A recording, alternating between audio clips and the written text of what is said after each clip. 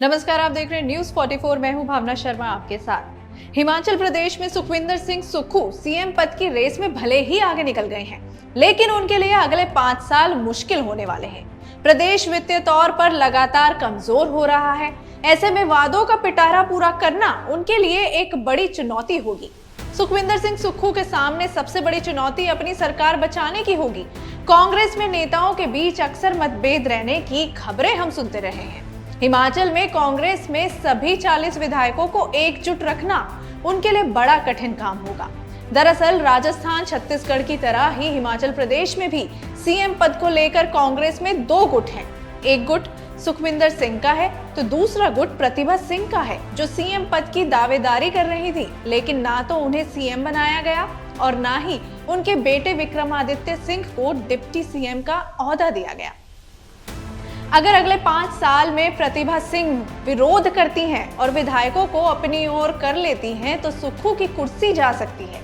इसके अलावा भाजपा के ऑपरेशन लोटस से भी उन्हें जूझना होगा। कांग्रेस ने चुनावी घोषणा पत्र में हिमाचल की जनता से कई वादे भी किए हैं और सुक्खू को इन्हें पूरा करना होगा।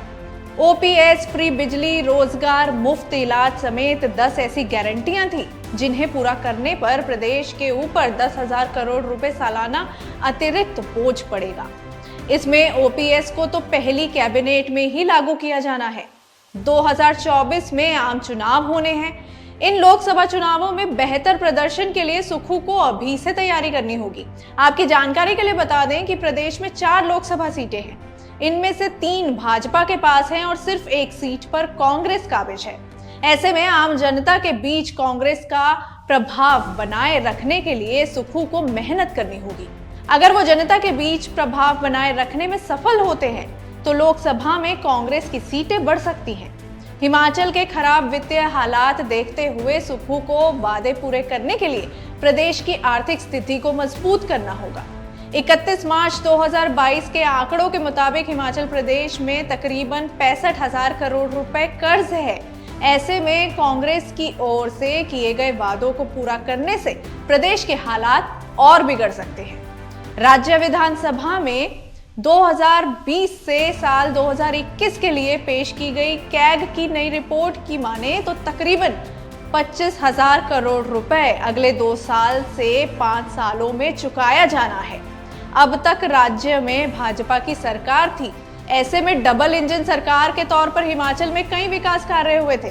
अब सुक्खू के सामने केंद्र सरकार के साथ बेहतर समन्वय और बजट की व्यवस्था करना चुनौती होगी। इसी के साथ कांग्रेस ने पहले साल में 1 लाख नौकरियां देने का वादा किया है।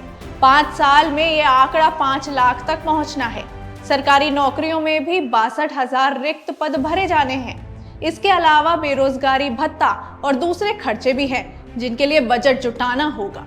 इन सभी चुनौतियों को पार करना बेहद मुश्किल है, लेकिन अगर सुक्खू इसे पार कर जाते हैं तो ये उनके और पार्टी के लिए हिमाचल में सफलता के द्वार खोल देगा।